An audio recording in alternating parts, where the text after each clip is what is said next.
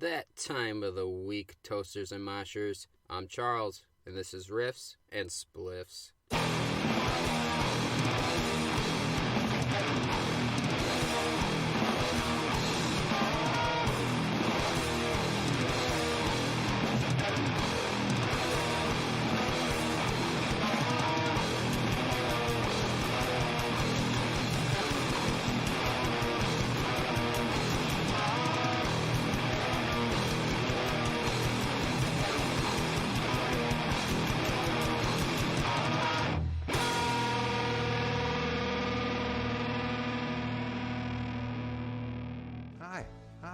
Hi.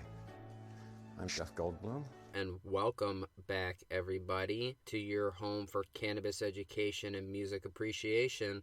This week we got some heavy hitters for you for the likes of Pineapple Express on the cannabis education side. And as far as our music appreciation, we're going to be delving into a really chaotic, what I think is a chaotic band known as the Number 12 Looks Like You. Starting off the bat, Pineapple Express, I'm sure a lot of you have heard this strain and or even probably had it. This one is another staple of the cannabis world, said to first be bred and cultivated by the company G13 in the early to mid 2000s. As far as my local cultivator, that would be Cresco and High Supply Inc. I just want to go on the record to say Cresco and High Supply, they're considered technically premium tier flower out here in Illinois, and I'd imagine some of the other Midwest area where they can be found.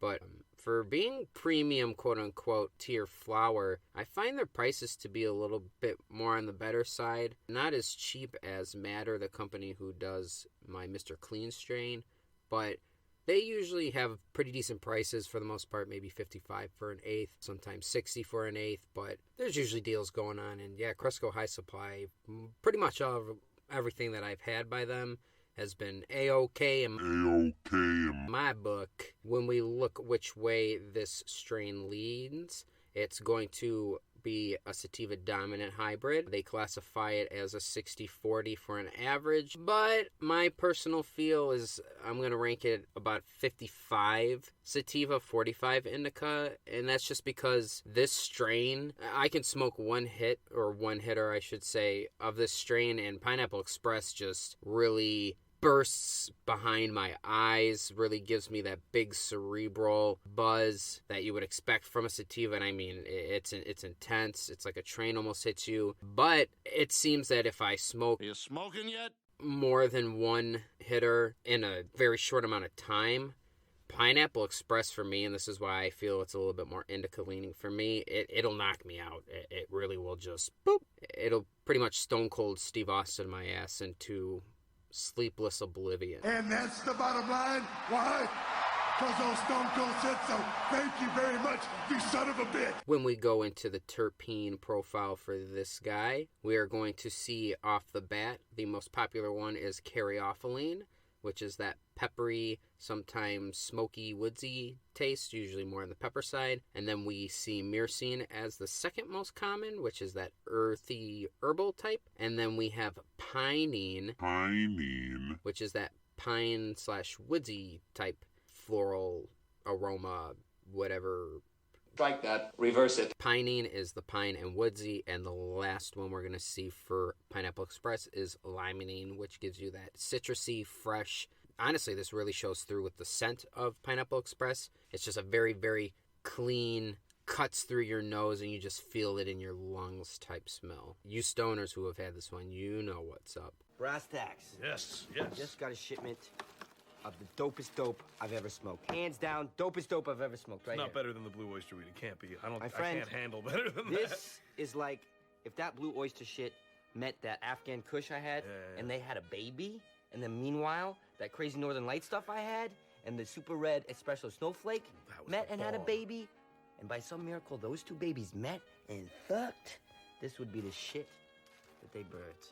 I unfortunately did not have a terpene profile for mine that lists the specifics as far as how much is contained in it. Actually, Cresco and High Supply doesn't really put that on their labels, so if I ever am discussing a strain that I've gotten through them, unfortunately I won't be able to involve any terpenes as far as the sense of how much content is in mine, so I apologize for that in the future. When looking at THC, though, Cresco and High Supply do give you a little bit of info as far as that, and it will tell you the total cannabinoids in a whole. Looking at that, the average THC range for Pineapple Express that I have found is going to be 16 to 27%. When looking at my specific package, I have THCA coming in at 27.5%, normal THC at 0.82%, and then it just gives me my total cannabinoids being 28.32%. I do think personally that's kind of lowballing, because these labels and these companies, with what they could put on their labels, could be so much more detailed. If other companies are doing it, what's stopping these other companies from doing it? I don't know. I just think it would be helpful, especially if, for the most part, you're targeting people who want to use this to help with their everyday life, as far as whether they're stressing or if it's a medicinal patient. But that's just me. I want to know what's in it. I like to know. Maybe I'm being a goody two-shoe about it, but it's my weed, and I need it now. In our list of most common and notable flavors for this one, we're going to have tropical and sweet, a little bit of piney, and a little bit of earthy. But I would say that as far as the scent, the aroma profile, that tropical and sweet really comes through, maybe with that tiniest bit of piney at the end. But compared to the scent, for me personally, the taste is a lot more. I feel like that peppery, you get the caryophyllene coming in, mostly on the exhale. Yeah, I would say, and then the inhale for me is more of that earthy from the myrcene. But, let me know how you feel. Like I said, everybody's different. We all know this. Let's talk it up. Let's gab. Some of the most common effects that you can expect out of good old Pineapple Express. You can expect to feel focused, energetic and alert, and relaxed. My personal feel when I do smoke this is I get that alert, I get the relaxed, and even sometimes couch locked. And if you recall back a couple episodes, I mentioned when talking about sativas that depending on the strain, depending on that terpene, because the terpenes are really what ultimately decides what kind of benefit and what kind of effect you get from it. But sativas themselves can be couch locking, and for me this is one of them, and that's because of that myrcene. And when you see myrcene, you can expect, for the most part, that you're going to have a strain that's going to make you a bit more sleepy. So in a whole, yeah, that's how I get. Sometimes a little euphoric, depending on how much I smoke in a sitting. But I try to not get to that point. Some people are looking for that, I guess. If you are, this is the strain. Look around, find it, pick it out, pick it up. Who doesn't love some ska from time to time, huh? As we wrap up our cannabis education section, Toasters and Moshers, we come to our favorite part, the lineage breakdown. The lineage breakdown for Pineapple Express is going to be on the easier side. It's not too complicated. Essentially what we got is Trainwreck, and we're going to take that and cross it with some Hawaiian. From what I saw when doing when I was doing research for this strain, some people had said, or some sources more so had said, that this Hawaiian is actually Maui Wowie. Ooh. Looking at the Trainwreck lineage, it's actually a cross between 3 landrace strains, and we are going to see that cross being Mexican, crossed with Thai, crossed with Afghani. Like I said, it's speculated that the Hawaiian cross in Pineapple Express is said to be Maui Wowie. This is going off of if Hawaiian is indeed Maui Wowie. This actually in itself, the lineage seems to be unknown, but said to be Hawaiian crossed with another unknown strain. So yeah, this Pineapple Express gave me a bit of a doozy, bit of run for my money when looking through the research. That is going to do it for this cannabis education section, Toasters and Moshers. Let me know what you thought, if you have any questions or comments, and if you maybe even know or could find yourself a bit more research further on the lineage, share it with me. I'd love to know. That is going to bring us now to our music appreciation section of the I'm not a crook. This is going to bring us to our music appreciation section of the podcast. And if you recall from earlier, I said we are going to be covering the number 12 Looks Like You.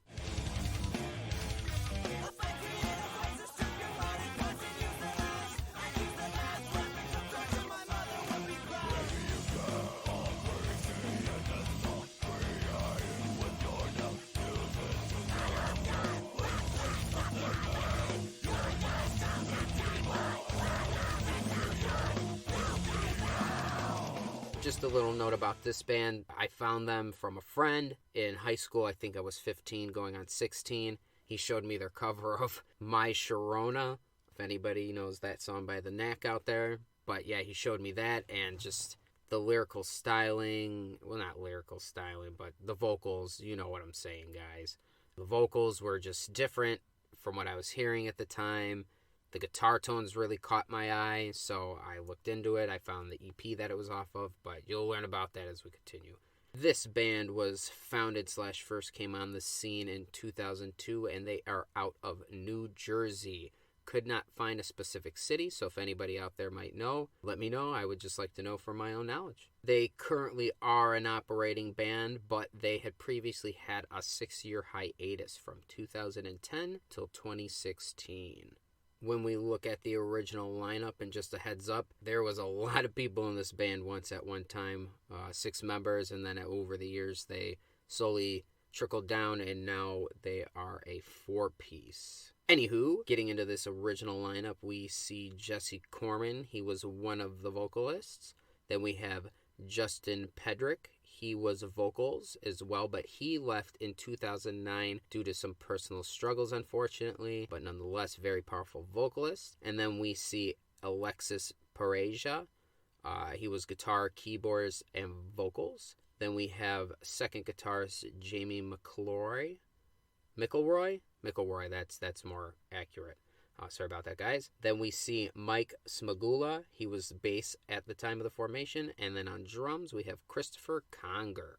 As their career spanned through time, they didn't have a ton of lineup changes, not really anything worth mentioning. The only thing that I did kind of throw in there was an honorable mention of one of their drummers. Let me get into the current lineup as it stands. We still have Jesse Corman, he's the vocalist. We still see Alexis on guitar, keys, and backing vocals. But now we have an individual named DJ Scully playing bass and doing backup vocals. I personally can't say I know who this individual is. I should probably look him up just so I can have reference. But if you guys know who he is, link me to some music, maybe something that he's involved in.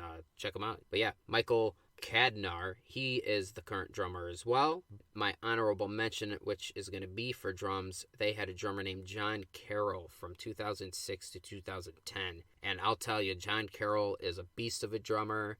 Not only was he involved on a couple of their albums and toured and played with them, but he did some shtick stuff with Horse the Band for a while. He did their Earth tour. I'm not sure if he did anything else. I know he didn't do anything drum-wise as far as my knowledge is concerned. But cut that. But John Carroll is just a beast of a drummer. I've seen some one-off videos where he's just kind of goofing around and he does some really interesting shit. I actually learned about the swivel technique as far as double pedals from him way back in, I think it was about the late 2000s, right before 2010 hit. And yeah, shout out to you, John Carroll. You're MVP. When we look to the beginning of our lovely number 12 Looks Like You, we are going to see their first release being Put On Your Rosy Red Glasses in 2003, and that was via Brutal Records.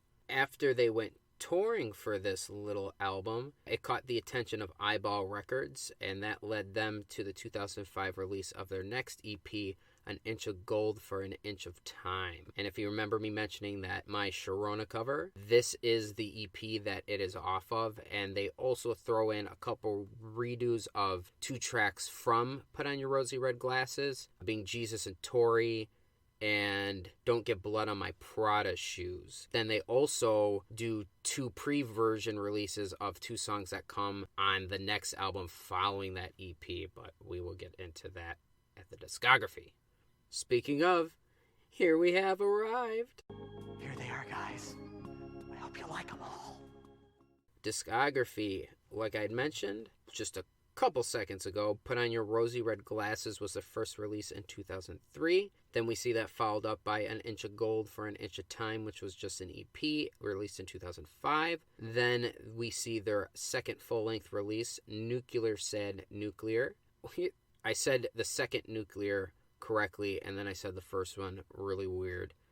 Anywho, I did throw in that they had a self-titled EP in between that 2005 full-length release and the next full-length release, which is going to be Mongrel's 2007's Mongrel. After Mongrel, we see a small EP called The Remixes, which is just that, remixes of some of their other songs. I haven't really looked at it more than a couple times in the past, so as I mentioned in one of my early episodes, I'm just going to kind of take in, for the most part, the LPs, not so much the EPs. I did include it just because they have a small discography, so, wanted to include it, but I don't throw it into my breakdown of albums and this and that, and you get the picture.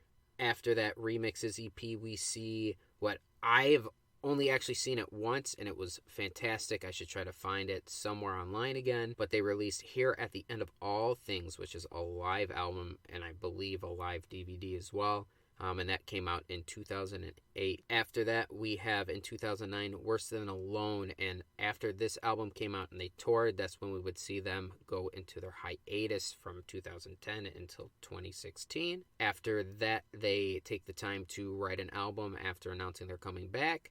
They toured a little bit. I had the chance to see them at one of my local venues here in Chicago with, I believe, Exotic Animal Petting Zoo. And if you've never heard of that band, they're pretty good too. I should cover them at some point on this podcast. The release they ended up dropping in 2019 after those 3 years of writing would be their album Wild Gods. Going into my little analysis and breakdown here, I have their first, or I should say my first pick as Nuclear Sad Nuclear, which was that second full-length EP and first full-length they released through Eyeball. I picked this because the writing on this, the jazz influence, the guitars licks that come out of this album are just insane. John Carroll's blast beats, he has a couple sections through the album where he does some polyrhythm stuff. The guitar tones are really interesting and a really odd change from An Inch of Gold for An Inch of Time right before that to this, and the guitars on An Inch of Gold for An Inch of Time were very clear and crisp, and even though I think it's the production that on Nuclear Sad Nuclear that the guitars, the tones are a lot different and a little bit more bassy and muddy-ish, I would say, even on Nuclear Sad Nuclear. The production kind of helps that guitar tone and really dials it in with the rest of the music. The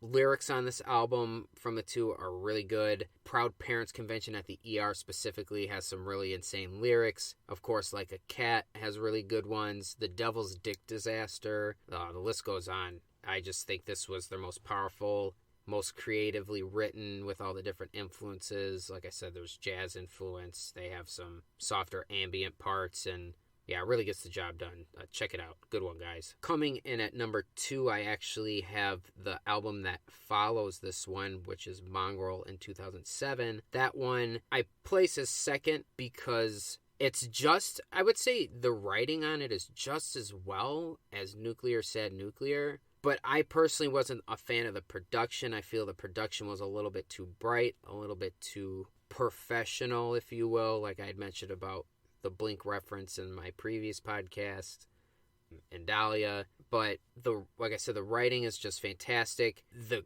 clean parts that they have a song that has a very Mexican influence to it, and that's interesting to hear. I will say the vocals for this album, I can't remember who does each. It's hard to tell them apart sometimes, but the high screams for this album are just, they're so almost Fry screams that it makes me so happy.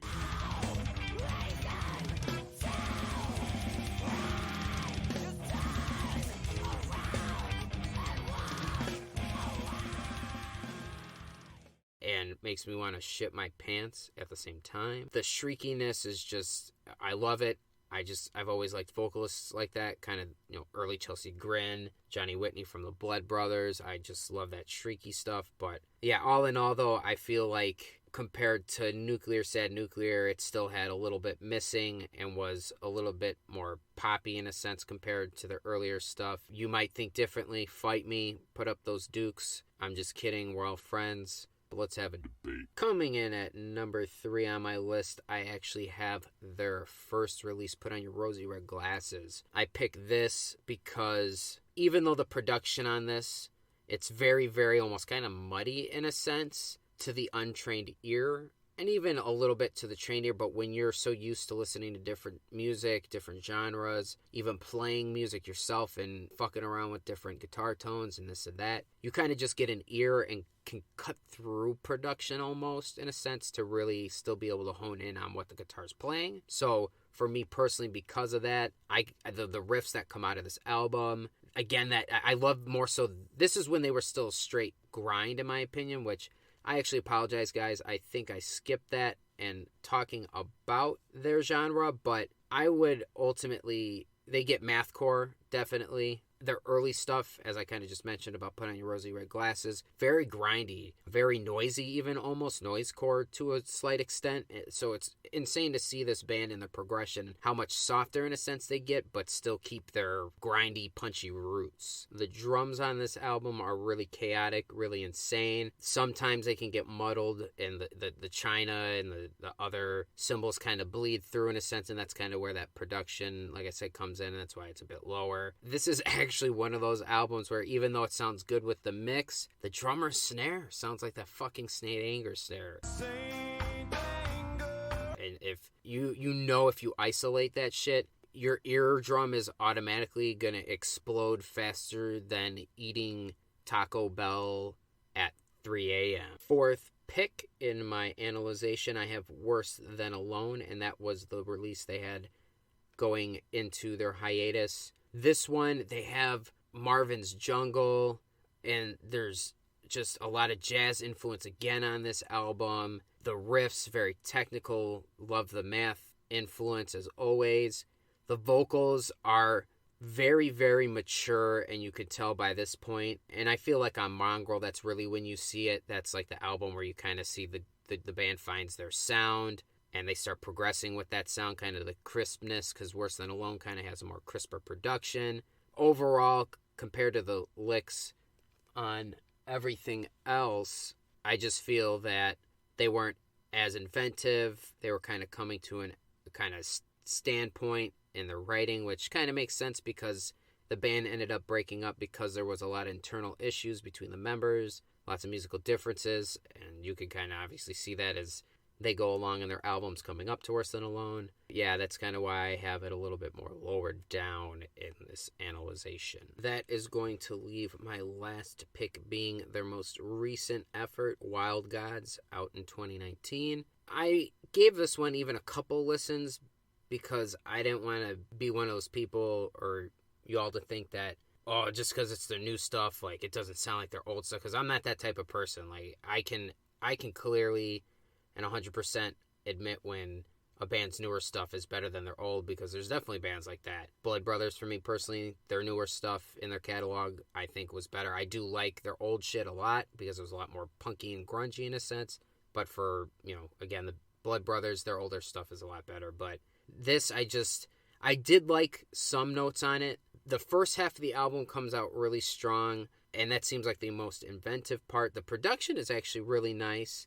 I don't feel like it's as crisp and clear as the albums right before it, the Mongrel and Worse Than Alone. Ultimately, I just feel like it wasn't as inventive. I know they had different people in on it. Maybe that was the issue. I don't know. You guys listen to some of their stuff. Hit me up. Let's have a discussion. I'm all about that talking. Coming out of our album analyzation, we are going to bust into some interesting facts. And with them, I actually have a decent bit. It was kind of fun to find so much about them, especially because I've always really liked this band. They were one of those bands I found at an earlier age that really broke me into this kind of like more of the grindy, mathy core. I had known Dahlia, Job for a Cowboy, kind of death metal-y stuff, deathcore stuff like that, but I didn't know about this kind of stuff, so it was cool to find so much about them and get to know them a little bit, if you will. When they were coming back in 2016, they actually did it in a way where they cryptically hinted at the return by posting what looked like a flyer / set list and address, insinuating that they were going to have some kind of DIY, shh, don't talk about it, show it's a secret. One thing that was kind of quick but I found funny was that apparently the band was created accidentally. That's right, I said accidentally. This crazy ass band that we would have never heard of. I couldn't really find too much about it. It just said that between the drummer at the time, Corman, and the one vocalist, Pedrick, they just, boop, there it is. When they first originally formed, the name they were going under was And Ever, which, that's an interesting name. Seems like it insinuates that they're just going to continue on forever and ever, which is funny because obviously they did not. One of my favorite fun facts, and this is probably the first interesting fact that I found out about them, but the name itself, the number 12 Looks Like You, was derived from the title of a Twilight Zone episode, which, great show to watch when you're ripped. Am I right? That name of the Twilight Zone episode was actually just called Number 12 Looks Just Like You. Their song Blue Dress, which was released on their first album, Put On Your Rosy Red Glasses, that was actually originally written as a demo for their previous band, And Ever. Last little fact I have here for you is that the My Sharona cover ended up coming about while the two vocalists, Alexis and Jesse, were flipping through some music videos on the good old boob tube back in the day. You know, kids don't watch or, do that anymore. We got the YouTubes for that. But they were flickering through the good old boob tube, and they were doing this during the recording of their EP, An Inch of Gold for an Inch of Time, and they thought, hey, why not cover My Sharona while drinking a Corona? Why not? It's a Monday. That is going to do it for the interesting facts for the number 12 Looks Like You. And now we will press on into our riff of the week. The riff of the week this week is going to come to us out of the song The Proud Parents Convention held in the ER. As I said earlier, comes off of their 2007 release, Nuclear Said Nuclear. The specific riff I chose is the riff that comes out of the solo, and I don't even know how to describe it. It's always been one of those riffs where I listened to it and I said, man, that's one I gotta learn at some point. I've never actually dipped my toes into trying to learn any of their music just because it's kind of been intimidating. I don't feel like I'm that good, but sometimes I surprise myself. Anyway, riff coming out of the solo. Let this make your ears bleed and you tell me what you think.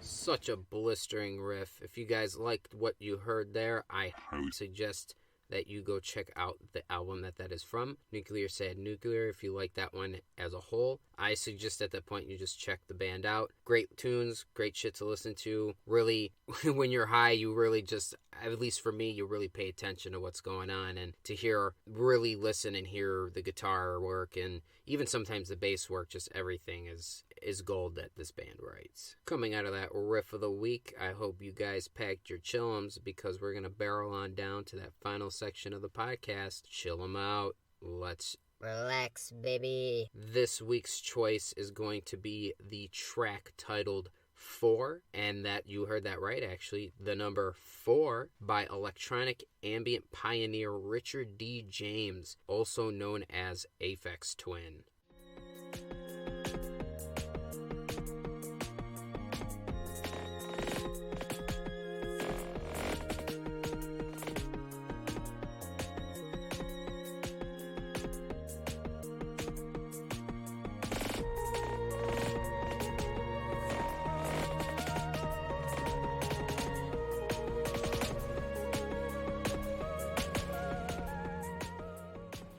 4 is off of his album, the Richard D. James album. This album was released in 1996, so I myself was just a wee little tot. He first came on the scene as Aphex Twin in 1992 with the release of Selected Ambient Works 85 to 92. This man, I'll tell you, if you don't know electronic music, this man, like I said, he is the pioneer essentially of electronic music. He did a lot for the genre.